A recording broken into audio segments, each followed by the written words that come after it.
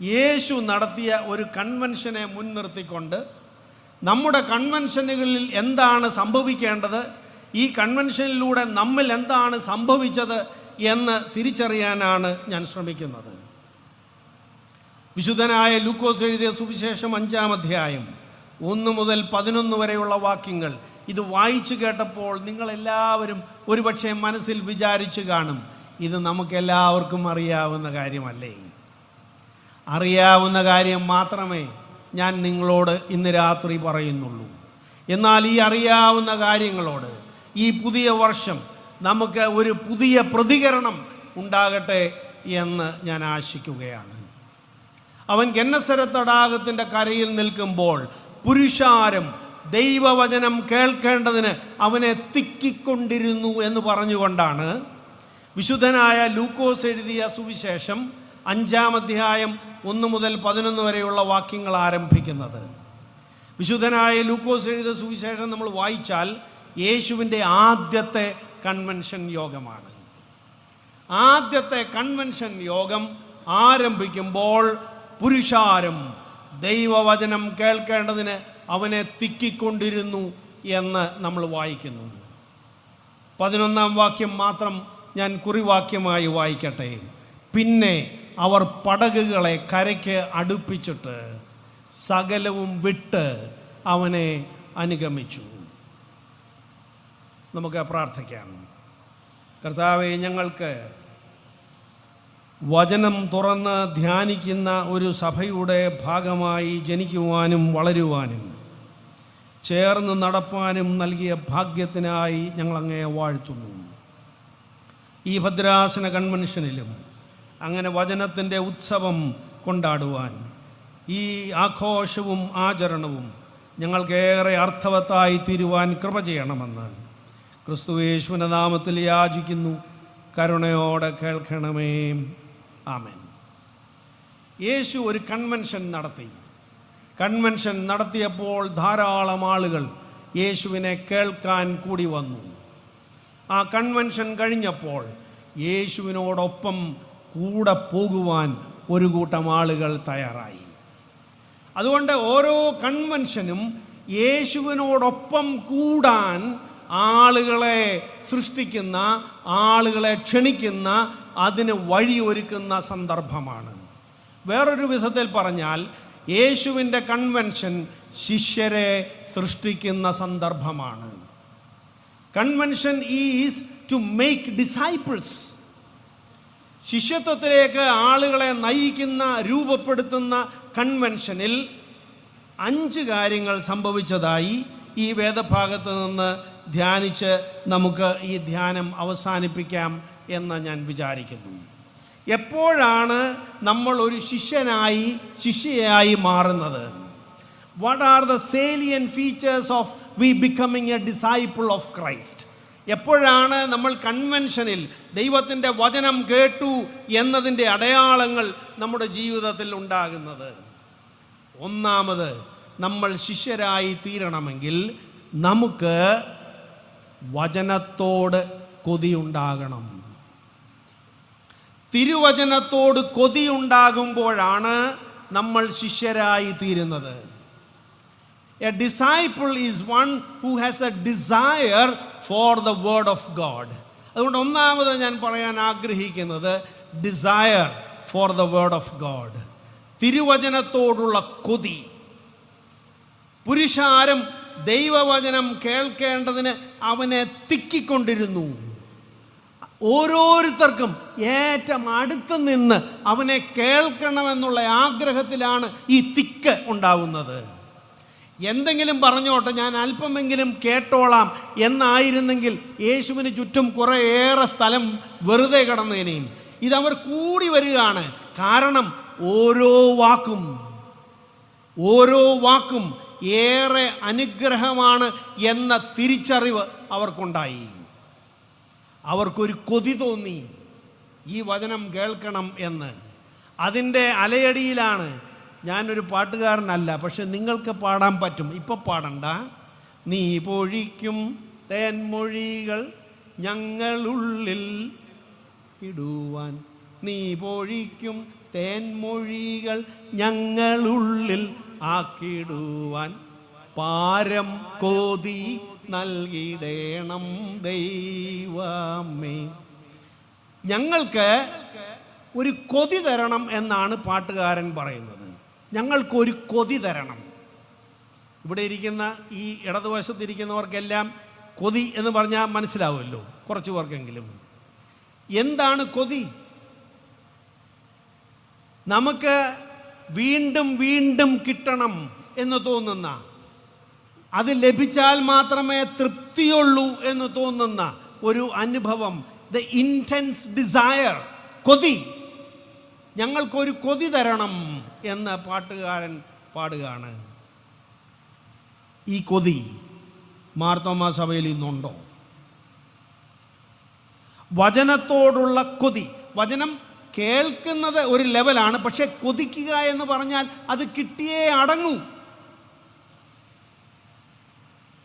ഈ പ്രദേശത്ത് എങ്ങനെയായിരുന്നു അതിൻ്റെ പേരെന്ന് എനിക്ക് അറിഞ്ഞുകൂടാ. പക്ഷേ ഞങ്ങളുടെ നാട്ടിൽ പണ്ട് പ്രാർത്ഥന യോഗത്തിന് പറഞ്ഞുകൊണ്ടിരുന്ന പേര്, ഇവിടെ എന്തോ പറഞ്ഞുകൊണ്ടിരുന്നതെന്നറിയാമോ? എന്തായിരുന്നു? പ്രാർത്ഥന യോഗങ്ങൾക്ക്, നമ്മുടെ പള്ളിയിലെ പ്രാർത്ഥന യോഗമില്ലേ, ആ പ്രാർത്ഥന യോഗത്തിന് ഈ ദേശത്തൊക്കെ പണ്ട് പറഞ്ഞിരുന്ന പേരെന്താണ്? വായനക്കൂട്ടം. വായന. ഞങ്ങളുടെ നാട്ടിലും അങ്ങനെയാണ്. വായന. എന്തിൻ്റെ വായന? വായന അല്ല, അത് വട തിന്നാൻ, അതല്ല. വായന. വായനയ്ക്ക് പോവാണ് എന്നാണ് ഞങ്ങളുടെ വലിയപ്പച്ചൻ എന്നോട് പറഞ്ഞിട്ടുള്ളത്. വായനയ്ക്ക് പോവാണ്. ഞങ്ങളുടെ അപ്പച്ചൻ അക്ഷരം വായിച്ചിട്ടില്ല, പഠിച്ചിട്ടില്ല. 3 ഇംഗ്ലീഷ് വാക്ക് അറിയായിരുന്നു. CAT കാറ്റ്, RAT റാറ്റ്, HAT ഹാറ്റ്. ഇതെവിടുന്ന് പഠിച്ചെന്ന് എനിക്കറിയത്തില്ല. പക്ഷേ വായനയ്ക്ക് പോകും. ആര് വായിക്കും? ആ പ്രദേശത്ത് ആ പ്രാർത്ഥന കൂട്ടത്തിൽ ഒരു പക്ഷേ ഒരേ ഒരാൾക്ക് തപ്പിയും തടഞ്ഞും 90 വർഷത്തിന് മുമ്പ്, 70 വർഷത്തിന് മുമ്പ്, 60 വർഷത്തിന് മുമ്പ് വായിക്കാൻ അറിയാമായിരുന്നുള്ളൂ. എങ്ങനെയാണ് ഈ കൂട്ടത്തിന് വായനക്കൂട്ടമെന്ന് പേര് വന്നത്? വായിക്കാൻ അറിയാത്തവർ വായിക്കുന്നത് കേട്ട് തേൻമൊഴികൾ ഞങ്ങളുള്ളിലായിടുവാൻ പാരം കൊതിച്ച ഒരു കാലം നമുക്കുണ്ടായിരുന്നു. ഇന്ന് മാർത്തോമാ സഭയുടെ വീടുകളിൽ ഏറ്റവും കൂടുതൽ വായിക്കപ്പെടുന്ന പുസ്തകം, ഏറ്റവും കൂടുതൽ ഉയർത്തപ്പെടുന്ന ശബ്ദം എന്താണ് എന്ന് നാം ഓരോരുത്തരും ചോദിച്ചുകൊണ്ടിരിക്കണം. അക്ഷരാഭ്യാസം ഇല്ലാത്തത് കൊണ്ടാണോ വേദപുസ്തക വായന നമ്മുടെ ഇടയിൽ കുറഞ്ഞു പോകുന്നത്? ഇത് നമുക്കെല്ലാവർക്കും അറിയാവുന്ന കാര്യമാണ്. പക്ഷെ വീണ്ടും വീണ്ടും ആവർത്തിക്കുന്നത്. എൻ്റെ ഒരു നിരീക്ഷണത്തിൽ കഴിഞ്ഞ 20-25 വർഷം കൊണ്ട് നമ്മുടെ വീടുകളിൽ വേദപുസ്തക വായന കുറഞ്ഞുപോയി എന്നൊരു സംശയമുള്ളത് കൊണ്ടാണ്. അങ്ങനെ അല്ലെങ്കിൽ ഞാൻ ദൈവത്തിന് സ്തോത്രം പറയുന്നു. എന്നാൽ 20 വർഷം മുൻപ് നമ്മൾ വായിച്ചതിലധികം ഇപ്പോൾ വായിക്കുന്നുണ്ടോ എന്ന് നാം എല്ലാവരും ഒന്ന് ആലോചിച്ചു നോക്കാട്ടെ. ഇല്ലെങ്കിൽ ഈ പുതിയ വർഷം നമ്മൾ എന്തെങ്കിലും ചെയ്യണം. കാരണം നവീകരണ സഭയുടെ ഒരംഗമാണ് എന്ന് പറയുകയും വേദപുസ്തകത്തോട് കൊതിയില്ലാതിരിക്കുകയും ചെയ്താൽ അതൊരു ട്രാജഡിയും മോക്കറിയും കോൺട്രഡിക്ഷനുമാണ്. അത് അപഹാസ്യമാണ്. അത് വലിയ ദുരന്തമാണ്. അത് പറഞ്ഞ് ഞാൻ ആ ഭാഗം അവസാനിപ്പിക്കുകയാണ്. നമ്മൾ പറയും ഞാൻ വചനകൂടാരത്തിൽ വന്നു. ഈ വചനകൂടാരം വിട്ടു കഴിയുമ്പോൾ പിന്നെ എവിടെയാണ് വചനത്തിൻ്റെ കൂടാരം?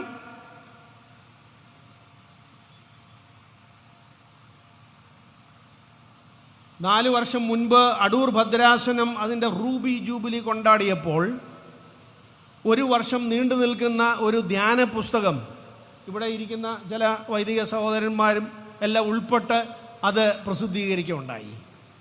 അന്ന് ആ പുസ്തകത്തിന് നൽകിയ 1 വർഷത്തെ ധ്യാന പുസ്തകത്തിന് നൽകിയ തലക്കെട്ട് വചനക്കൂട് എന്നാണ്. വചനക്കൂട്. വചനക്കൂട് എന്നതിൻ്റെ അടുത്ത ലൈനായി 2 വരികളുണ്ടായിരുന്നു. വചനത്തിന് ഒരു കൂട്, വചനം കൊണ്ട് ഒരു കൂട്. ഞാൻ ഒന്നുകൂടെ പറയുന്നു, വചനത്തിന് ഒരു കൂട്, വചനം കൊണ്ട് ഒരു കൂട്. ഇത് രണ്ടും രണ്ടാണ്. കിളിക്കൂടെന്ന് പറഞ്ഞാൽ എന്താണ്? കിളിക്കൂട്, കിളി വസിക്കുന്ന ഇടം, കിളിക്കൂട്. പ്ലാസ്റ്റിക് കൂടെന്ന് പറഞ്ഞാലോ? പ്ലാസ്റ്റിക് കൊണ്ട് ഉണ്ടാക്കിയ കൂട്. ഒന്ന് വസിക്കുന്ന ഇടം, മറ്റേത് ഉണ്ടാക്കിയ വസ്തു.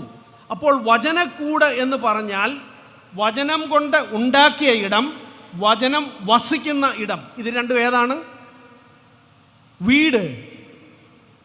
കാര്യം കുടുംബത്തെ മുൻനിർത്തിക്കൊണ്ടുള്ള 365 ധ്യാനങ്ങളുടെ തലവാചകമാണ് വചനക്കൂട്.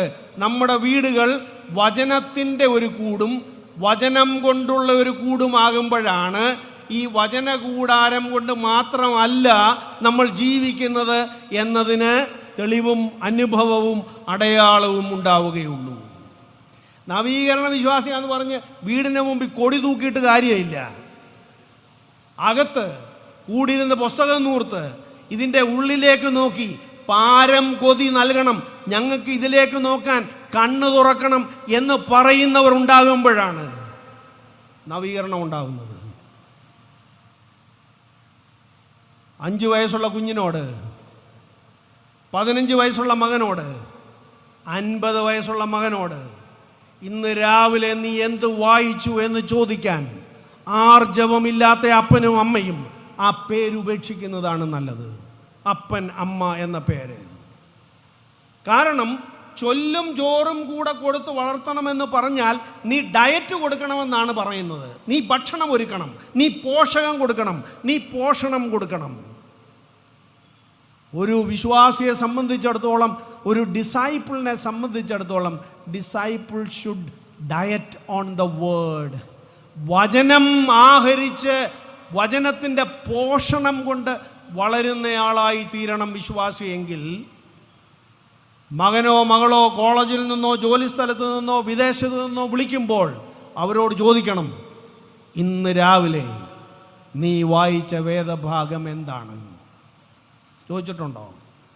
ക്ലൈമറ്റ് എന്താണെന്ന് ചോദിച്ചിട്ടുണ്ട്, കഴിച്ചത് എന്താണെന്ന് ചോദിച്ചിട്ടുണ്ട്, സുഖമാണോ എന്ന് ചോദിച്ചിട്ടുണ്ട്. പക്ഷെ ഈ വാചകം ചോദിച്ചിട്ടുണ്ടോ? നീ ഇന്ന് രാവിലെ വായിച്ച വേദഭാഗം എന്താണെന്ന്? ഞാൻ എൻ്റെ സേവികാ സംഘത്തിൽ ഒരിക്കൽ ഇത് പറഞ്ഞു. സേവികാ സംഘത്തിൽ ഒരിക്കൽ പറഞ്ഞപ്പോൾ പിറ്റേ ദിവസം രാവിലെ എന്നെ ഒരു അമ്മച്ചി വിളിച്ചു. അമ്മച്ചി വിളിച്ചിട്ട് പറഞ്ഞു, അച്ചോ ഞാൻ പറ്റിച്ചു. ഞാൻ പറഞ്ഞു, ഈ രാവിലെ ആരെ പറ്റിച്ചു? അതല്ലച്ചോ, രാവിലെ മോൻ വിളിച്ചു. ഞാൻ ചോദിച്ചു, എന്താ പറ്റി? ഞാൻ അവനോട് ചോദിച്ചു, എടാ നീ ഇന്ന് രാവിലെ വായിച്ച വേദഭാഗം എന്താന്ന്? ഏതാ? 70 വയസ്സുള്ള അമ്മച്ചി 45-കാരൻ മകനോട് ചോദിച്ചു, നീ ഇന്ന് രാവിലെ വായിച്ച വേദഭാഗം എന്താണ്? അപ്പം ഞാൻ ചോദിച്ചു, എന്നിട്ട് അവൻ എന്തോ പറഞ്ഞു? അച്ചോ, അവൻ ഒരു നിമിഷം ഒന്നും മിണ്ടിയില്ല. എന്നിട്ട് അവൻ പറഞ്ഞു, അമ്മ നാളെ ചോദിക്കണേ, അമ്മ നാളെ ചോദിക്കണേ. പുതിയ തുടക്കങ്ങൾ ആരംഭിക്കുന്നത് കൊച്ചു കൊച്ചു ചോദ്യങ്ങളിലൂടെയാണ്. അതുകൊണ്ട് ഇന്ന് രാത്രിയിൽ നാം ചോദിക്കേണ്ട 2 ചോദ്യങ്ങളുണ്ട്. എനിക്ക് കൊതിയുണ്ടോ? ഞാൻ പഴി തീർക്കുന്നുണ്ടോ എന്നല്ല, എനിക്ക് കൊതിയുണ്ടോ? നീ പൊഴിക്കും തേൻമൊഴികൾ ഞങ്ങളുള്ളിൽ ആക്കിടുവാൻ കൊതിയുണ്ടോ? കൊതിയുള്ളവരാണ് ശിഷ്യരായി തീരുന്നത്. പുരുഷാരം ദൈവവചനം കേൾക്കേണ്ടതിന് അവനെ തിക്കിക്കൊണ്ടിരുന്നു. അവൻ്റെ വചനം കേട്ടവരാണ് അവനിൽ വിശ്വസിച്ചത്. അവൻ്റെ വചനം കേട്ടവരാണ് അവൻ്റെ ശിഷ്യരായി ലോകം മുഴുവൻ പോയത്. അവൻ്റെ വചനം പങ്കിടാനാണ് സഭയോട് നിയോഗം നൽകിയത്. നിങ്ങൾ ലോകം മുഴുവൻ എൻ്റെ വചനം പറയണം. നാം എവിടെയായിരിക്കുന്നുവോ അവിടെയാണ് വചനക്കൂടുകൾ ഉണ്ടാവേണ്ടത്. അതുകൊണ്ട് ഒന്നാമത് ഈ രാത്രിയിൽ നമുക്കറിയാവുന്ന കാര്യമാണ്, പക്ഷേ പുതിയ പ്രതികരണം ഉണ്ടാവണം. തിരുവചനത്തോട് കൊതിയുണ്ടാകണം ശിഷ്യനാകണമെങ്കിൽ. അപ്പോൾ ശിഷ്യത്വം എന്നത് തിരുവചനത്തോടുള്ള കൊതിയാണ്. Discipleship is a desire for divine word. 2, ശിഷ്യത്വം തോറ്റുപോയവർക്കുള്ള ക്ഷണമാണ്. ശിഷ്യത്വം തോറ്റുപോയവർക്കുള്ള ക്ഷണമാണ്. Discipleship is desperate moments becoming decisive. തോറ്റുപോയവർക്കുള്ള ക്ഷണമാണ് ശിഷ്യത്വം. അവൻ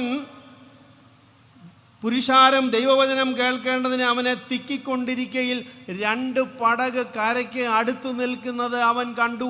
അവയിൽ നിന്ന് മീൻപിടിക്കാർ ഇറങ്ങി വല കഴുകുകയായിരുന്നു. എന്തിനാണ് ഈ മീൻപിടിക്കാർ ഇറങ്ങി വല കഴുകിയത് എന്ന് ചോദിച്ചാൽ ഉത്തരം വളരെ എളുപ്പമാണ്. ഞാനത് ചോദിച്ച് സമയം കളയുന്നില്ല. നമുക്കറിയാം, ഒരു കൂട്ടം ആളുകൾ രാത്രിയിൽ മീൻ പിടിക്കാൻ പോയി. അവർ രാവിലെ ആയപ്പോൾ, പകലായപ്പോൾ അവർ തിരിച്ച് കരയിലേക്ക് വന്നു. അവർ കരയ്ക്ക് ഈ പടക് അടുപ്പിച്ചു. അതിൽ നിന്ന് ഇറങ്ങി വല കഴുകി അത് ഉണക്കാനിട്ടിട്ട് അവരെങ്ങോട്ട് പോവാണ്? കരയിലോട്ടോ കടലിലോട്ടോ? കരയിലേക്ക് പോവാണ്. അവരെ അല്പനേരം ശ്രദ്ധിച്ചാൽ നമുക്കൊരു കാര്യം മനസ്സിലാവും. അവരുടെ ശാരീരിക സ്ഥിതി എന്താണ്? അവർ ക്ഷീണിച്ചവരാണ്. അവർ ശാരീരികമായി ക്ഷീണിച്ചവരാണ്. കാരണം കഴിഞ്ഞ രാത്രി മുഴുവൻ അവർ ഉറങ്ങാതെ വലയിട്ടവരാണ്. അപ്പോൾ ഉറക്കളപ്പുണ്ട്, ഉറക്കളപ്പിൻ്റെ അധ്വാനമുണ്ട്, അധ്വാനത്തിൻ്റെ ക്ഷീണമുണ്ട്, ഉറക്കളപ്പിൻ്റെ ക്ഷീണമുണ്ട്. അത് മാത്രമല്ല, നമുക്കറിയാം, ഉറക്കളച്ച് അധ്വാനിച്ചിട്ട് വല്ലതും കിട്ടിയാൽ അല്പം ഉന്മേഷം ഉണ്ടാകും. എന്നാൽ ഉറക്കളയ്ക്കുകയും അധ്വാനിക്കുകയും ചെയ്തിട്ടും ഒന്നും കിട്ടിയില്ലെങ്കിൽ ഉന്മേഷം കൂടുമോ കുറയുമോ? അവർ കായികമായി, ശാരീരികമായി ക്ഷീണിതരാണ്. ഫിസിക്കലി ടയേർഡ്, മെൻ്റലി മാനസികമായി അവർ ഉന്മേഷം ചോർന്നവരാണ്, ഊർജം പോയവരാണ്, മെൻ്റലി എക്സോസ്റ്റഡ്. കാശോ, സാമ്പത്തികമായി പോക്കറ്റിൽ വല്ലതും വന്ന് ചെല്ലാൻ വഴിയുണ്ടോ? ഒന്നുമില്ല. സാമ്പത്തികമായി ഒന്നുമില്ലാത്തവരാണ്. അന്ന് രാവിലെ വല്ലതും കിട്ടിയെങ്കിൽ, വല്ലതും പിടിച്ച് കിട്ടിയെങ്കിലേ വല്ലതും ഉള്ളൂ. അപ്പോൾ സാമ്പത്തികമായി കീശ ചോർന്നു പോയവരാണ്. They are with empty pockets, financially bankrupt. തൊഴിൽപരമായി സക്സസ്ഫുൾ ആണോ? ഫെയിലിയർ ആണോ? പരാജയപ്പെട്ടവരാണ്. അങ്ങനെ ശാരീരികമായി ബലം കുറഞ്ഞവരും, മാനസികമായി ഉന്മേഷം നഷ്ടപ്പെട്ടവരും, സാമ്പത്തികമായി തരം താണുപോയവരും, തൊഴിൽപരമായി പരാജയപ്പെട്ടു പോയവരുമായ ഒരു കൂട്ടം ആളുകൾ. അവരെ എന്തിനു കൊള്ളാം? ചുരുക്കി പറഞ്ഞാൽ ഒന്നിനും കൊള്ളുകയില്ല. At that point in time, ആ സമയത്ത് അവരെ ഒന്നിനും കൊള്ളുകയില്ല. അവർക്ക് അവരെക്കുറിച്ച് തന്നെയുള്ള വിചാരം ദേ ആർ നോട്ട് യൂസ്ഫുൾ എന്നുള്ളതാണ്. മറ്റൊരാൾ കണ്ടാലും ഒന്നുമില്ലാതെ നിൽക്കുന്ന ആളുകൾ. യേശു ആദ്യമായിട്ടാണ് കൺവെൻഷൻ നടത്തുന്നത് എന്ന് വിചാരിച്ചാൽ, നമ്മൾ ഏതെങ്കിലും ഒരു സംരംഭം ആദ്യമായിട്ട് ചെയ്യുമ്പോൾ നമ്മൾ പരാജയപ്പെട്ടവരെ കൂട്ടുപിടിക്കുമോ, വിജയിച്ചവരെ കൂട്ടുപിടിക്കുമോ?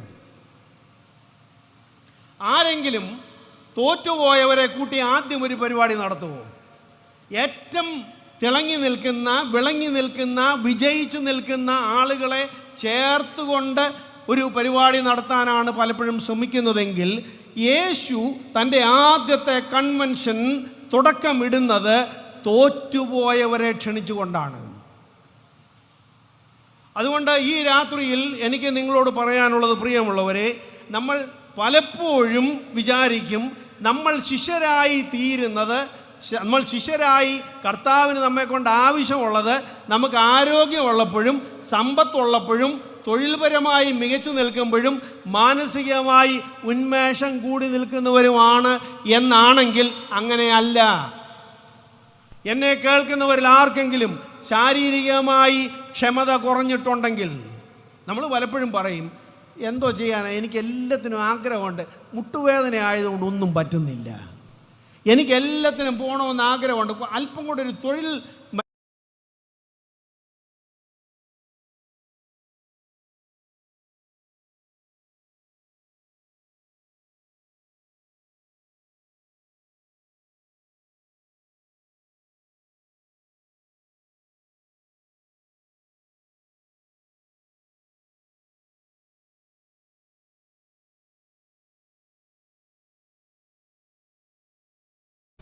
എനിക്ക് എല്ലാത്തിനും പോകണമെന്ന് ആഗ്രഹമുണ്ട്. അല്പം കൂടെ ഒരു തൊഴിൽ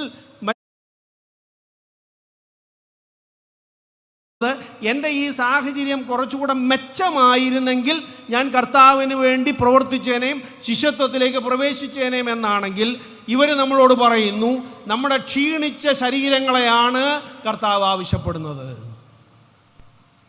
യേശു അവനോട് പറയുകയാണ്, നിങ്ങളുടെ ശരീരം ക്ഷീണിച്ചതാവാം, നിങ്ങൾ തോറ്റുപോയവരാകാം, പക്ഷേ എനിക്ക് നിങ്ങളെ കൊണ്ട് പ്രയോജനമുണ്ട്, എനിക്ക് നിങ്ങളെ പ്രയോജനപ്പെടുത്താം. കാരണം കർത്താവ് നോക്കുമ്പോൾ പാഴായി പോകുന്നവരാരുമില്ല. കർത്താവ് നോക്കുമ്പോൾ ഉപയോഗമില്ലാത്തവർ ആരുമില്ല പ്രിയമുള്ളവരെ. കാരണം പാഴായതിൽ നിന്ന് പവിഴങ്ങൾ സൃഷ്ടിക്കുന്നയാളാണ് ദൈവം. ഉൽപ്പത്തി മുതൽ നാം മുഴുവനായി വായിക്കുമ്പോൾ തുടർച്ചയായി കാണുന്ന ഒരു കാര്യമുണ്ട്. ദൈവം പാഴായതിൽ നിന്ന് പവിഴങ്ങളെ സൃഷ്ടിച്ചുകൊണ്ടിരിക്കുന്നു. ഞാനോ നിങ്ങളോ ആയിരുന്നെങ്കിൽ ഒരു പക്ഷേ യേശുവിനോട് പറഞ്ഞേനേയും, നീ പറഞ്ഞ കാര്യം നല്ലതാണ്, ഞാൻ പടകിൽ നിന്നെ കൊണ്ടുപോകാം, നീ എത്ര നേരം വേണമെന്നാലും പ്രസംഗിച്ചോ, പക്ഷെ ഞാൻ ആദ്യം ഒന്ന് ഉറങ്ങട്ടെ, ഞാൻ അല്പം ശാരീരിക ക്ഷമത കൈവരുത്തട്ടെ, അല്പം കൂടെ ബലം വരട്ടെ, നാളെ ഒരു പക്ഷേ സഹായിക്കാം എന്ന് പറഞ്ഞേനേയും. എന്നാൽ ഈ പത്രോസും കൂട്ടരും അവരുടെ തോൽവിയോ അവരുടെ പരാജയമോ അവരുടെ ക്ഷീണമോ യേശു തങ്ങളെ കൊണ്ട് ആവശ്യമുണ്ട് എന്ന് പറഞ്ഞപ്പോൾ അതിൽ നിന്ന് ഒഴിഞ്ഞു മാറാനുള്ള ഒഴിവ് കഴിവായി അവർ സ്വീകരിച്ചില്ല. Our failures and our limitations cannot be and should not be a limitation when Jesus Christ is asking us for help. ദൈവം നമ്മോട് സഹായം ചോദിക്കുമ്പോൾ നമ്മുടെ ഓരോ ഒഴിവ് കഴിവും പറഞ്ഞ് ഒഴിഞ്ഞു മാറാൻ നാം പാടില്ല. അതുകൊണ്ട് ഇന്ന് രാത്രിയിൽ കർത്താവ് നമ്മോട് ഓരോരുത്തരോടും പറയുകയാണ്, I need your help, I need your help, എനിക്ക് നിങ്ങളെ ആവശ്യമുണ്ട് എന്ന് പറയുമ്പോൾ നമ്മുടെ ആരോഗ്യം പറഞ്ഞ് നമ്മൾ ഒഴിഞ്ഞു മാറുമോ? എൻ്റെ തൊഴിലിലെ പരാജയം പറഞ്ഞ് ഞാൻ ഒഴിഞ്ഞു മാറുമോ? എൻ്റെ മൂഡ് ശരിയല്ല എന്ന് പറഞ്ഞ് ഞാൻ ഒഴിഞ്ഞു മാറുമോ? എനിക്ക് സാമ്പത്തികമായി ശേഷിയില്ല എന്ന് പറഞ്ഞ് നമ്മൾ ഒഴിഞ്ഞു മാറുമോ? Will there be any excuses? ഒഴിവ് കഴിവുകൾ ഉണ്ടാകുമോ? കർത്താവ് പറയാണ്, ഗിവ് മീ, നീ ഇപ്പോൾ ആയിരിക്കുന്ന അവസ്ഥ എൻ്റെ തരിക, നിന്റെ ഈ തോറ്റ സന്ദർഭത്തെ എനിക്ക് തരിക. കൊടുക്കുവോ? Will we give? കർത്താവ്, എൻ്റെ മുട്ടിന് തേയ്മാനമുണ്ട്, എൻ്റെ എളിക്ക് വേദനയുണ്ട്, എനിക്ക് ഹാർട്ടിന് പ്രശ്നമുണ്ട്, പക്ഷെ നീ എൻ്റെ ശരീരത്തെ എടുത്തു. For you. ഞാൻ ഉദ്ദേശിച്ച വണ്ണം കാര്യങ്ങൾ കഴിഞ്ഞ വർഷം നന്നായില്ല, പക്ഷേ എന്നെ എടുത്തോ ഈ വർഷത്തേക്ക്? Will we say? പറയുമോ? അത് പറയുമ്പോഴാണ് നമ്മൾ ശിഷ്യരായി മാറുന്നത്. രണ്ട് കാര്യങ്ങൾ ഞാൻ പറഞ്ഞു. ശിഷ്യത്വം എന്നത് ഒന്നാമത് എന്തായിരുന്നു മോളെ? തിരുവചനത്തോടുള്ള കൊതിയാണ്. ശിഷ്യത്വം എന്നത് തോറ്റുപോയവർക്കുള്ള ക്ഷണമാണ്. Discipleship is a desire for the word. Discipleship is desperate moments becoming decisive. മൂന്നാമത്, ശിഷ്യത്വം എന്നത് തീർച്ചകൾക്കപ്പുറമുള്ള തീരുമാനമാണ്. തീർച്ചകൾക്കപ്പുറമുള്ള തീരുമാനമാണ്. Discipleship is decision making beyond our expertise. Decision making beyond our expertise. നമുക്ക് ഈ കഥ അറിയാം. യേശു പടകിലിരുന്നു, പുരുഷാരത്തെ ഉപദേശിച്ചു. അപ്പോൾ പത്രോസ് എന്ത് ചെയ്തു? അല്ലെങ്കിൽ കൂടെ ഉണ്ടായിരുന്നവർ എന്ത് ചെയ്തു? നമുക്കറിഞ്ഞുകൂടാ. ഒരു പക്ഷേ അവർ ക്ഷീണം കൊണ്ട് ധ്യാനിച്ചിട്ടുണ്ടാവാം, അല്ലെങ്കിൽ ശ്രദ്ധയോടെ കേട്ടിട്ടുണ്ടാവാം, നമുക്കറിഞ്ഞുകൂടാ. പക്ഷേ യേശു പ്രസംഗം അവസാനിപ്പിച്ചപ്പോൾ അവർ തീർച്ചയായും ഒരു കാര്യം വിചാരിച്ചു കാണും, ഇനി എങ്ങോട്ട് പോകാം? ഇനി കരയ്ക്ക് പോരാം. കാരണം അവർ നേരത്തെ ഉണ്ടായിരുന്ന അവരുടെ ഷെഡ്യൂൾ അനുസരിച്ച്, അവരുടെ പരിപാടി അനുസരിച്ച് വല കഴുകി ഉണങ്ങാനിട്ടു, ഇനി കരയ്ക്കോട്ട് കയറുകയാണ്. എന്നാൽ ഇടയ്ക്ക് ഒരു ഇൻ്റർവെൽ വന്നു. കർത്താവിന് നമ്മെ കൊണ്ട് ആവശ്യമുണ്ടെന്ന് പറഞ്ഞു. അവർ ഒഴിഞ്ഞ പടക് കർത്താവിന് വേണ്ടി കൊടുത്തു. പ്രസംഗം കഴിഞ്ഞപ്പോൾ അവർക്ക് സന്തോഷമായി. ഇത്രയും ക്ഷീണമൊക്കെ ആണെങ്കിലും കർത്താവിന് ഞങ്ങളെ കൊണ്ടൊരു പ്രയോജനം ഉണ്ടായല്ലോ, ഇനിയും കരയ്ക്ക് പോകാം എന്ന് വിചാരിച്ചപ്പോഴാണ് യേശു അവരോട് പറയുന്നത്, ഇനിയും കരയിലോട്ട് പോകണ്ട, ഒന്നുകൂടെ കടലിലോട്ട് പോകണം. കടലിലോട്ട് പോയി ആഴത്തിലേക്ക് നീക്കി മീൻപിടുത്തത്തിന് വലയിറക്കണം. അപ്പോൾ പത്രോസ് പറഞ്ഞു, എന്തു പറഞ്ഞു? ഉറക്കെ പറ. നാഥ, ഞങ്ങൾ രാത്രി മുഴുവനും അധ്വാനിച്ചിട്ടും ഒന്നും കിട്ടിയില്ല എന്ന് പറഞ്ഞാൽ എന്താ അർത്ഥം? എന്ന് പറഞ്ഞാൽ എന്താ അർത്ഥം? മീൻ കിട്ടാനായിരുന്നെങ്കിൽ എപ്പോൾ കിട്ടിയേനെ? രാത്രി കിട്ടിയേനെ. ഏറ്റവും ബെസ്റ്റ് സമയം ഏതായിരുന്നു? തലേ രാത്രിയിലായിരുന്നു. ഇപ്പം കിട്ടുമോ? ഇപ്പം കിട്ടുമോ? ഇല്ല. നാഥ, ഞങ്ങൾ രാത്രി മുഴുവൻ അധ്വാനിച്ചിട്ടും ഒന്നും കിട്ടിയില്ല. ഞാൻ ആരാണ്? ഞാൻ ഈ കടലിൽ വളർന്നവനാണ്. ഈ കടലിൻ്റെ നാഡീ മിടിപ്പ് അറിഞ്ഞവനാണ്. വേറൊരു വിധത്തിൽ പറഞ്ഞാൽ പത്രോസും കൂട്ടരുമാണ് ഫിഷിങ്ങിൽ PhD എടുത്തത്. ഈ വലയിറക്കാൻ പറഞ്ഞ ആൾ എന്തിൻ്റെ എക്സ്പേർട്ടാണ്? കാർപ്പൻട്രിയുടെ എക്സ്പേർട്ടാണ്. വള്ളമുണ്ടാക്കാൻ, മരപ്പണി ചെയ്യാൻ അറിയാവുന്ന യേശുവാണ് മീൻപിടുത്തത്തിൻ്റെ ഏറ്റവും പ്രഗത്ഭരായ ആളുകളോട് പറയുന്നത്, നിങ്ങൾ കടലിലോട്ട് നീക്കി മീൻപിടുത്തത്തിന് വലയിറക്കുവിനെന്ന്. അപ്പോൾ പത്രോസിന് ഒരു കാര്യം പറയാം. പത്രോസ് പറഞ്ഞു, ഞങ്ങൾക്ക് തീർച്ചയായും ഒരു കാര്യമുണ്ട്, മീൻ പിടിക്കാനുള്ള സമയം ഇതല്ല. അത് ഇന്നലെ രാത്രിയായിരുന്നു. പക്ഷേ നിന്റെ വാക്കിന് ഞങ്ങൾ വലയിറക്കാം എന്ന് പറഞ്ഞാൽ നമുക്കെല്ലാം അറിയാം. പത്രോസ് പറയുകയാണ്, ഞങ്ങൾക്ക് നല്ല ഉറപ്പുണ്ട്, ഇതല്ല നല്ല സമയം. ഇതാണ് എൻ്റെ എക്സ്പേർട്ട് ഫീൽഡ്. എനിക്ക് ഉറപ്പാണ് ഇപ്പോൾ മീൻ കിട്ടില്ല. പക്ഷേ എൻ്റെ തീരുമാനത്തെ ഞാൻ നിൻ്റെ വാക്കനുസരിച്ച് മാറ്റാം. എൻ്റെ ധാരണകളെ, എൻ്റെ വീക്ഷണത്തെ, എൻ്റെ പ്രയോഗത്തെ എൻ്റെ അറിവിനപ്പുറമായി, എൻ്റെ പ്രാഗൽഭ്യത്തിനപ്പുറമായി ഞാൻ മാറ്റാം. അതുകൊണ്ടാണ് ഞാൻ പറഞ്ഞത്, ശിഷ്യത്വം എന്ന് പറയുന്നത് നമ്മുടെ തീർച്ചകൾക്കപ്പുറമുള്ള തീരുമാനമാണ്. ഇത് പറഞ്ഞാൽ നിങ്ങൾക്ക് ഒരു സംശയം തോന്നാം, എന്താണ് തീർച്ചകൾക്കപ്പുറമുള്ള അനുസരണം അല്ലെങ്കിൽ തീരുമാനം? നമ്മൾ ദൈവത്തെ അനുസരിക്കുന്നത് നമുക്ക് തീർച്ചയുള്ള കാര്യങ്ങളിലാണോ തീർച്ചയില്ലാത്ത കാര്യങ്ങളിലാണോ? നമ്മൾ ദൈവത്തെ അനുസരിക്കുന്നത് നമുക്ക് തീർച്ചയുള്ള കാര്യങ്ങളിലാണോ തീർച്ചയില്ലാത്ത കാര്യങ്ങളിലാണോ? ഞാനൊരു ഉദാഹരണം പറയാം.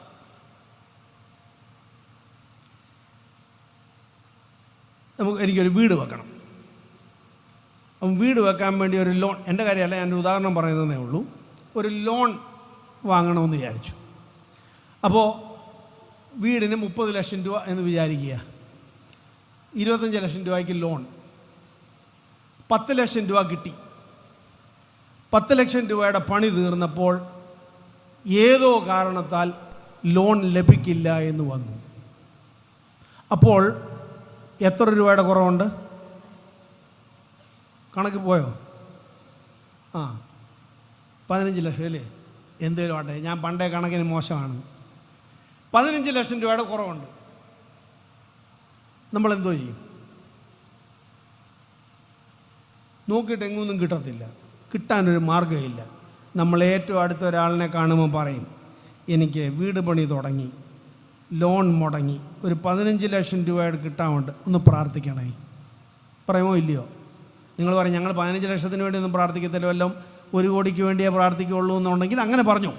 പക്ഷേ നമുക്ക് നമ്മുടെ കയ്യിൽ ഒതുങ്ങുന്നില്ല. നമ്മൾ മുകളിലോട്ട് നോക്കിയിട്ട് പറയും, കർത്താവേ ഞാൻ എന്തോ ചെയ്യും, ഇതെല്ലാം വീട് പൊളിച്ചിട്ടു, ഇനിയും മഴ വരുന്നു, ഇതിന് മുമ്പ് എങ്ങനെങ്കിലും ഇത് കെട്ടിത്തീർക്കണം, കാശില്ല, ഞങ്ങൾ എന്തോ ചെയ്യും എന്ന് നമ്മൾ കർത്താവിനെ ഇങ്ങനെ നോക്കൂ.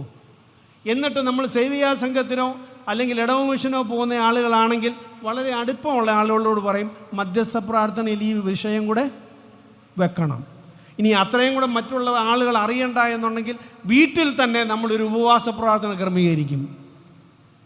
ഇല്ലേ? എന്തോ ചെയ്യും. അങ്ങനെ ഇരിക്കുമ്പോഴാണ് വഴിയെ പോയ ഒരാൾ പിടിച്ചേൽപ്പിച്ച് ഒരു ഭാഗ്യക്കുറിക്ക് 1 കോടി രൂപ അടിച്ചു. 1 കോടി രൂപ അടിച്ചാൽ ആരെങ്കിലും മധ്യസ്ഥ പ്രാർത്ഥനയോ ഉപവാസ പ്രാർത്ഥനയോ നടത്തുമോ ഈ 1 കോടി രൂപ എങ്ങനെ ചെലവഴിക്കണമെന്ന് തീരുമാനിക്കാൻ? ഇന്ന് വരെ മാർത്തോമക്കാരൻ ആരെങ്കിലും ഉള്ള കാശ് എങ്ങനെ ചെലവഴിക്കണമെന്ന് ഉപവാസ പ്രാർത്ഥനയോ മധ്യസ്ഥ പ്രാർത്ഥനയോ നടത്തി ആരോടെങ്കിലും ചോദിച്ചിട്ടുണ്ടോ? ഉണ്ടോ? എന്ന് പറഞ്ഞാൽ എന്താ അർത്ഥം? എൻ്റെ കയ്യിൽ കാശില്ല, എനിക്കൊരു തീർച്ചയില്ല എന്ന ഘട്ടത്തിൽ എനിക്ക് ദൈവത്തിൻ്റെ ശബ്ദം കേൾക്കണം, ദൈവത്തോട് ആലോചന ചോദിക്കണം, മറ്റുള്ളവരോട് ചോദിക്കണം. എന്നാൽ 1 കോടി കിട്ടുമ്പോൾ എനിക്ക് എന്ത് ചെയ്യണമെന്ന് എനിക്കറിയാം.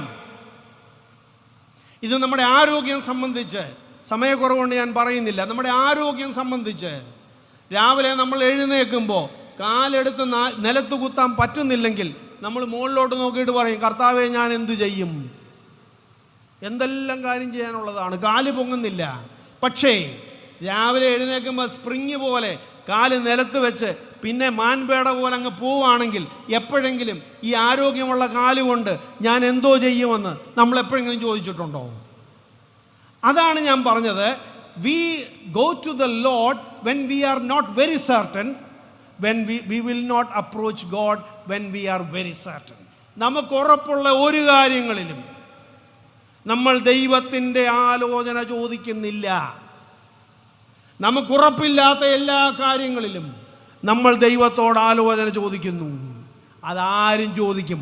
ശിഷ്യനാകണമെങ്കിൽ നമുക്കുറപ്പുള്ള കാര്യത്തിൽ നമ്മൾ ദൈവത്തോട് ആലോചന ചോദിക്കണം. എൻ്റെ മകൻ 100-ൽ 101 മാർക്ക് മേടിക്കുന്ന കർത്താവേ, ഇവനെ എന്തോ ചെയ്യണം ചോദിക്കുമോ? എൻ്റെ ഈ ആരോഗ്യമുള്ള ശരീരം ഞാൻ എന്തോ ചെയ്യണം കർത്താവേ എന്ന് ചോദിക്കാറുണ്ടോ? നമുക്ക് തീർച്ചയുള്ള കാര്യങ്ങളിൽ നമ്മൾ ദൈവശബ്ദം കേൾക്കുമ്പോൾ നമ്മൾ ശിഷ്യരായി മാറും. അതുകൊണ്ട് discipleship is about decision making. തീർച്ചയുള്ള കാര്യങ്ങളിൽ ദൈവത്തെ അനുസരിക്കുമ്പോൾ, തീർച്ചയുള്ള കാര്യങ്ങളിൽ ദൈവഹിതപ്രകാരം തീരുമാനങ്ങൾ എടുക്കുമ്പോൾ നമ്മൾ ശിഷ്യരായി മാറും. 2 കാര്യങ്ങൾ വളരെ ചുരുക്കം പറഞ്ഞ് ഞാൻ അവസാനിപ്പിക്കാം. 3 കാര്യങ്ങൾ ഞാൻ പറഞ്ഞു. ശിഷ്യത്വം എന്ന് പറയുന്നത് തിരുവചനത്തോടുള്ള കൊതിയാണ്, തോറ്റുപോയവർക്കുള്ള ക്ഷണമാണ്, തീർച്ചകൾക്കപ്പുറമുള്ള അനുസരണമാണ്. 4, തകർപ്പൻ വിജയങ്ങളിലുള്ള അനുതാപമാണ്. തകർപ്പൻ വിജയങ്ങളിലുള്ള അനുതാപമാണ്. Discipleship is our disposition in affluence. Discipleship is our disposition. തകർപ്പൻ വിജയങ്ങൾ ഉണ്ടാകുമ്പോഴുള്ള അനുതാപമാണ് ശിഷ്യത്വം. നമുക്കറിയാം, അവർ വല വീശിയപ്പോൾ ഒരു വല വീശി എത്ര പടക് മുങ്ങുമാറാകുവോളം മീൻ കിട്ടി? ഇന്നാളെ ഞാനോടത്ത് ചോദിച്ചപ്പം അവർ പറഞ്ഞു ഒരു പടക് മുങ്ങുമാറാകുവോളം. കാര്യം 1 വല വീശിയ 1 കിട്ടണ്ടി. ഇവർക്ക് എത്ര കിട്ടി? 2 പടക് മുങ്ങുമാറാകുവോളം നിറച്ചു. അപ്പോൾ ഈ 2ാമത്തെ പടക് ഒഴിഞ്ഞു കിടന്നത് എന്തുകൊണ്ടായിരിക്കും? തലേദിവസം അവർക്കൊന്നും കിട്ടിയില്ല. അങ്ങനെ തലേദിവസം ഒരു പക്ഷേ കിട്ടാത്ത പല പടകുകാർ കാണും. എന്നാൽ ദൈവത്തിൻ്റെ കൃപ കൊണ്ടും ദൈവത്തിൻ്റെ കാരുണ്യം കൊണ്ടും 2 പടക് നിറച്ച് 2 പടക് മുങ്ങുമാറാകുവോളം മീൻ കിട്ടിയാൽ ഈ പത്രോസിനും കൂട്ടർക്കും എന്തു തോന്നാം? ദൈവം ഞങ്ങളെ അനുഗ്രഹിച്ചു, മറ്റാർക്കും കിട്ടാത്തത് ഞങ്ങൾക്ക് കിട്ടി. അവർക്ക് വേണമെങ്കിൽ സാക്ഷ്യയോഗം നടത്തി പറയാം, ഞങ്ങൾക്ക് ഉള്ളവർക്കൊന്നും കിട്ടാഞ്ഞപ്പോൾ ഞങ്ങൾക്ക് ഇതെല്ലാം കിട്ടി. ചുരുക്കി പറഞ്ഞാൽ ദൈവത്തിൻ്റെ കൃപ ലഭിച്ചു എന്നതിൻ്റെ പേരിൽ നിവർന്നു നിൽക്കാൻ സാധ്യതയുള്ള ഒരു മനുഷ്യൻ ഇവിടെ 2 പടക് മുങ്ങുമാറാകുവോളം മീൻ നിറഞ്ഞപ്പോൾ നിവർന്നു നിൽക്കുകയല്ല, കവിണു വീഴുകയാണ്. എന്ന് പറഞ്ഞാൽ എന്താ അർത്ഥം? ദൈവത്തിൻ്റെ കരുണ, ദൈവത്തിൻ്റെ അനുഗ്രഹം ധാരാളമായി ലഭിച്ചപ്പോൾ പത്രോസ് ആത്മപ്രശംസയിൽ നിറയുകയല്ല, അനുതാപത്തിൽ വീഴുകയാണ് ദൈവസന്നിധിയിൽ. അവന് കൂടുതൽ കിട്ടിയപ്പോൾ അവൻ ദൈവസന്നിധിയിൽ കൂടുതൽ വിനയപ്പെടുകയും കൂടുതൽ അനുതാപിയായി മാറുകയും ചെയ്തു. എനിക്കിതിനുള്ള യോഗ്യതയില്ല എന്ന് പറഞ്ഞ് അവൻ്റെ ജീവിതത്തെ ദൈവസന്നിധിയിൽ അനുതാപത്തിന് ഏൽപ്പിച്ചു കൊടുക്കുന്ന ഒരാളായി മാറുമ്പോഴാണ് അവൻ ശിഷ്യനായി തീരുന്നത്. നമ്മൾ പലപ്പോഴും രാവിലെ മുതൽ വൈകുന്നേരം വരെയുള്ള നമ്മുടെ പ്രാർത്ഥനകളിലും നമ്മുടെ ഉപവാസ കൂട്ടങ്ങളിലും സാക്ഷിയോഗങ്ങളിലും പറഞ്ഞു വെക്കുന്നത് എന്താണെന്ന് ചോദിച്ചാൽ, ദൈവത്തിൻ്റെ കൃപയാൽ മറ്റുള്ളവർക്കില്ലാത്തത് എനിക്ക് കിട്ടി, സ്തോത്രം എന്നാണ്. എങ്കിൽ അതിലൊരു ആത്മീയ അഹങ്കാരമുണ്ട്. മറ്റുള്ളവർക്ക് കിട്ടാഞ്ഞത് എനിക്ക് കിട്ടുമ്പോൾ ഞാൻ ദൈവത്തിന് സ്തോത്രം പറയുമ്പോൾ ഏത് ഭാവത്തിലാണ് നമ്മളത് പറയുന്നത്? എന്നാൽ ഇവിടെ പത്രോസ് പറഞ്ഞു, അയ്യോ ഞാൻ പാപിയായ മനുഷ്യനാകൊണ്ട് എന്നെ വിട്ടുപോകണമേ എന്ന് പറഞ്ഞു. I am not worthy lord. നിന്റെ ഈ സ്നേഹത്തിനോ നിന്റെ ഈ കരുണയ്ക്കോ ഞാൻ ഒട്ടും യോഗ്യനല്ല.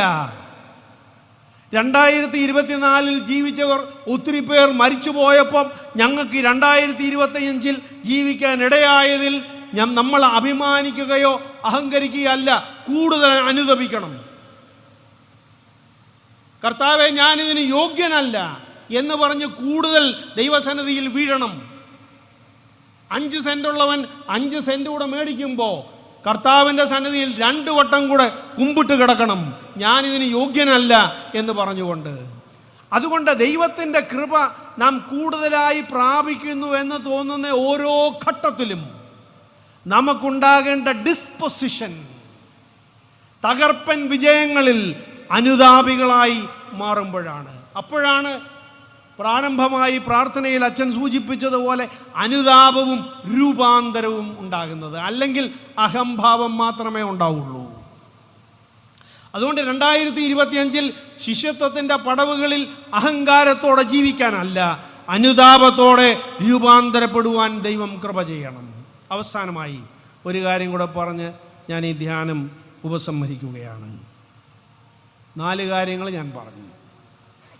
ശിഷ്യത്വം എന്നത് തിരുവചനത്തോടുള്ള കൊതിയാണ്, തോറ്റുപോയവർക്കുള്ള ക്ഷണമാണ്, തീർച്ചകൾക്കപ്പുറമുള്ള തീരുമാനമാണ്, തകർപ്പൻ വിജയങ്ങളിലുള്ള അനുതാപമാണ്.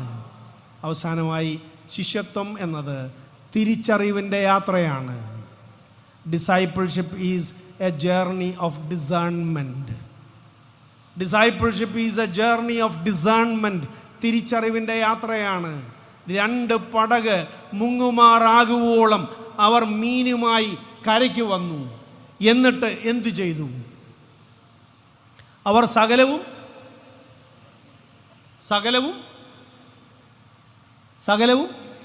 പുരുഷന്മാരിൽ നിന്ന് ഭേദമില്ലയോ? സകലവും വിട്ട്.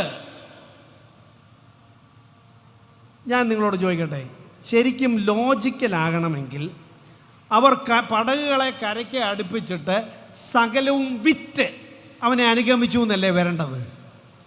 സകലവും വിറ്റ്, പ്രത്യേകിച്ച് തലേദിവസം രാത്രി ആർക്കും ഒന്നും കിട്ടിയിട്ടില്ലെങ്കിൽ ഡിമാൻഡ് ആൻഡ് സപ്ലൈ അനുസരിച്ച് ഏറ്റവും കൂടുതൽ വില കിട്ടാവുന്ന ഒരു സാഹചര്യത്തിൽ സകലവും വിറ്റ് ആ കാശൂടെ കർത്താവിന് കൊടുത്ത് കൂടെ പോയിരുന്നെങ്കിൽ എന്ത് മനോഹരമായിരുന്നേനെ. എന്നാൽ എന്തുകൊണ്ടാണ് ഇവർ സകലവും വിട്ട് അവനെ അനുഗമിച്ചത്? ഈ മീൻ മോശമായിട്ടാണോ? ഈ മീൻ വെറുതെ കിട്ടിയത് കൊണ്ടാണോ? ദൈവത്തിൻ്റെ അപാരമായ കൃപയാൽ ലഭിച്ച ഈ മീനിനെ വഴിയിലിട്ടിട്ട് പോയത് ശരിയാണോ? അത് വിൽക്കാൻ 2 ദിവസം എടുത്തിരുന്നെങ്കിലും അത് കഴിഞ്ഞ് പോയാൽ പോരായിരുന്നോ? എന്തിന് വിട്ടിട്ട് പോയി? നിങ്ങളിരിക്കുന്ന കണ്ടാൽ തോന്നുന്നു ഞങ്ങളോടാണോ ചോദിക്കുന്നത്, അത് അവരോട് പോയി ചോദിക്കണ്ടേ എന്ന്. എൻ്റെ ഒരു എളിയ അഭിപ്രായത്തിൽ അവർ ഈ 2 പടക് നിറച്ചുള്ള മീനും കർത്താവിനെയും കൂടെ നോക്കിയപ്പം ഈ മീനിനേക്കാൾ വില ആർക്കുണ്ടായി?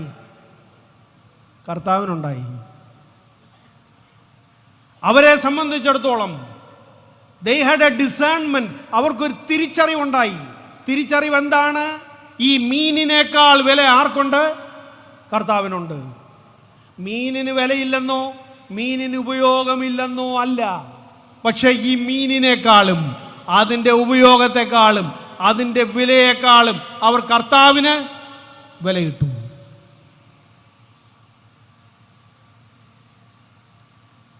എനിക്ക് വലിയ സങ്കടം തോന്നുന്ന ഒരു വേദഭാഗം വേദപുസ്തകത്തിലുണ്ട്. ഭയങ്കര സങ്കടമാണ് അത് വായിക്കുമ്പോൾ.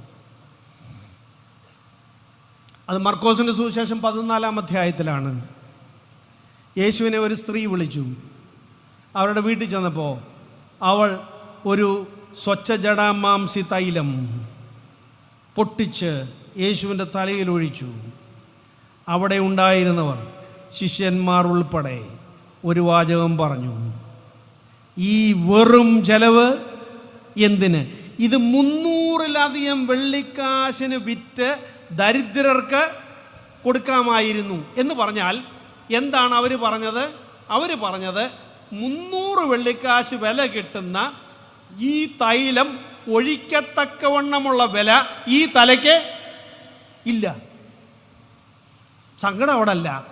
അത് പറഞ്ഞു വെച്ച് അടുത്ത വാക്യം എന്താണെന്നറിയാമോ? അവിടെ നിന്നിറങ്ങിയ ഇസ്കറിയോത്ത് യൂദ മഹാപുരോഹിതന്മാരുടെ അടുക്കൽ ചെന്നിട്ട് അവരോട് പറഞ്ഞു, നിങ്ങൾ 30 തന്നാൽ മതി, ഞാൻ അവനെ കാണിച്ചു തരാം. ഒരു പാവപ്പെട്ട സ്ത്രീ 300 വെള്ളിക്കാശിൻ്റെ തൈലം അവൻ്റെ തലയിൽ ഒഴിച്ചപ്പോൾ അവർ പറഞ്ഞത്, ഇതിനേക്കാൾ നല്ലത് ഇത് വിറ്റ് ദരിദ്രർക്ക് കൊടുക്കാമായിരുന്നതാണ് എന്ന് പറഞ്ഞിട്ട് ഇറങ്ങി 30 വെള്ളിക്കാശിന് ഞാൻ അവനെ ഒറ്റുതരാം എന്ന് പറഞ്ഞു. അപ്പോൾ ഈ കൂടെ നടന്നവന് യേശുവിനിട്ട വില എത്രയാണ്? 30. ഈ പാവപ്പെട്ട സ്ത്രീക്ക് 300ൻ്റെ ഒഴിച്ചിട്ടും വില തീരുന്നില്ല. തിരിച്ചറിവുകൾ ഉണ്ടാകുമ്പോഴാണ് ശിഷ്യന്മാരുണ്ടാകുന്നത്, ശിഷ്യകൾ ഉണ്ടാകുന്നത്. അതുകൊണ്ട് തിരുവനന്തപുരം, കൊല്ലം, ഭദ്രാസനത്തിലുള്ള ഇടവകകളിൽ നിന്ന് വന്നിട്ടുള്ള പ്രിയമുള്ളവരെ, 2024 നമ്മൾ കർത്താവിനിട്ട വില എത്ര ആയിരുന്നു?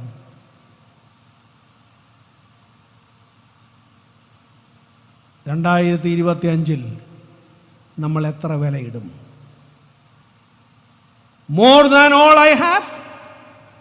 യേശു പറഞ്ഞു, ഒരുവന് തൻ്റെ വസ്തുവിനേക്കാളോ ഭാര്യയെക്കാളോ സഹോദരനേക്കാളോ നിലങ്ങളെക്കാളോ ആടുമാടുകളെക്കാളോ അധികം എനിക്ക് വില തന്നില്ല എങ്കിൽ അവൻ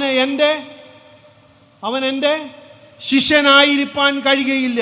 Until and unless you consider me more worthy than all you have, you cannot be my disciples. നിന്റെ നിലത്തെക്കാളും നിന്റെ വീടിനേക്കാളും നിന്റെ ജോലിയേക്കാളും നിന്റെ ആരോഗ്യത്തെക്കാളും നിന്റെ വസ്തുവിനേക്കാളും നിന്റെ മക്കളെക്കാളും നിന്റെ ബന്ധങ്ങളെക്കാളും അധികം യേശുവിന് വില കൊടുത്തെങ്കിലേ നമ്മൾ ശിഷ്യരാവുകയുള്ളൂ. അതുകൊണ്ട് പ്രിയമുള്ളവരെ, നമുക്കൊരു തിരിച്ചറിവുണ്ടാകണം. എൻ്റെ ജീവിതത്തെക്കാളപ്പുറം ഞാനിവന് വിലയിടും. അതുകൊണ്ട് എൻ്റെ ജീവിതം അത് ആരോഗ്യമുള്ളതായിരിക്കട്ടെ, രോഗമുള്ളതാകട്ടെ, ബലമുള്ളതാകട്ടെ, ബലം കുറഞ്ഞതാകട്ടെ, അവൻ ചോദിക്കുമ്പോൾ ഞാൻ എന്നെ കൊടുക്കും. പറയോ? ശിഷ്യത്വം എന്നത് ഒരു തിരിച്ചറിവാണ് പ്രിയമുള്ളവരെ. He is more than everything. അവൻ എല്ലാറ്റിനേക്കാളും വിലയുള്ളവനാണ്. അവൻ എല്ലാറ്റിനേക്കാളും ഉപരിയാണ്. അങ്ങനെ പറഞ്ഞ് ഈ 2025 പ്രവേശിപ്പാൻ കർത്താവ് നമ്മെ എല്ലാവരെയും സഹായിക്കുകയും ശക്തീകരിച്ച് വഴി നടത്തുകയും ചെയ്യുമാറാകട്ടെ.